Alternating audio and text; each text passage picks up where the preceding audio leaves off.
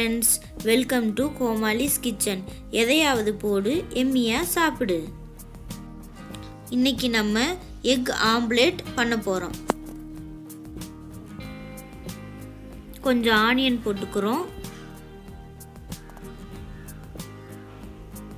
கொஞ்சம் coriander leaves, தேவையான அளவு உப்பு,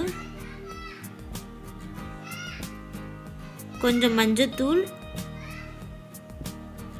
கொஞ்சம் சில்லி பவுடர்,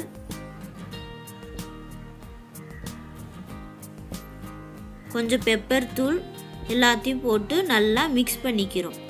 ஃபேக்ட் செக்மெண்ட்டில் உங்கள் அனைவரையும் சந்திப்பதில் மிக்க மகிழ்ச்சி. வாங்க ஃப்ரெண்ட்ஸ், முட்டை பற்றிய சுவையான தகவல்களை பார்க்கலாம்.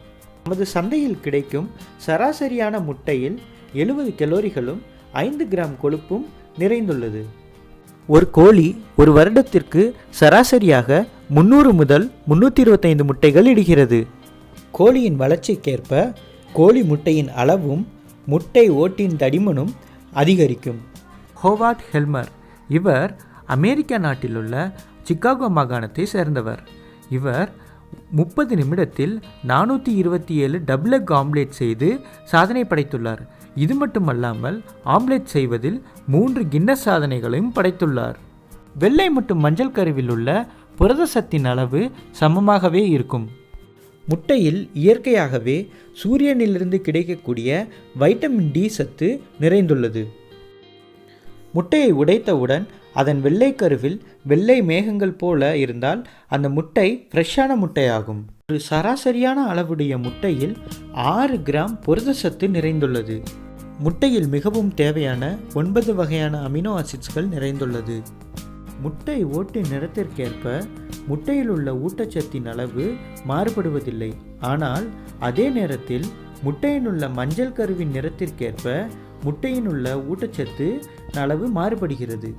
ஃப்ரெண்ட்ஸ், எல்லாருமே செஃப்போட ஹேட்டை பார்த்துருப்பீங்க. அந்த ஹேட்டில் ஃப்ளீட்ஸ் இருக்கும் ஃப்ரெண்ட்ஸ். அதில் எத்தனை ஃப்ளீட்ஸ் இருக்குதுன்னு டிசைட் பண்ணுறதே முட்டை தான் ஃப்ரெண்ட்ஸ். எப்படின்னு யோசிக்கிறீங்களா? ஒரு செஃப் முட்டையை வச்சு எத்தனை டிஷ் பண்ணுறாங்களோ அத்தனை ஃப்ளீட்ஸ் அந்த ஹேட்டில் இருக்கும் ஃப்ரெண்ட்ஸ். ஆம்லேட் பண்ணுறதுக்கு நம்ம தவாவை எடுத்து வச்சுக்கிறோம். இப்போ கலக்கி வச்சிருக்க முட்டையை நம்ம தவாவில் ஊற்றிக்கிறோம். ஊற்றிட்டு நல்லா ஸ்ப்ரெட் பண்ணி விட்டுக்கோங்க.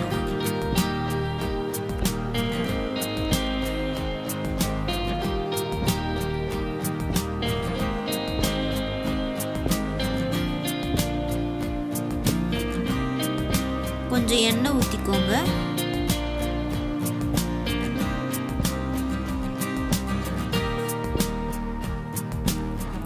ஃப்ரெண்ட்ஸ், முட்டையிலேருந்து கோழி வந்துச்சா இல்லை கோழியிலேருந்து முட்டை வந்துச்சான்னு யோசிக்காமல் இப்படி ஹெல்த்தியாக ஆம்லேட் போட்டு சாப்பிடுங்க ஃப்ரெண்ட்ஸ். சப்போஸ் உங்களுக்கு ஆன்சர் தெரிஞ்சால் கமெண்ட் பண்ணுங்கள் ஃப்ரெண்ட்ஸ்.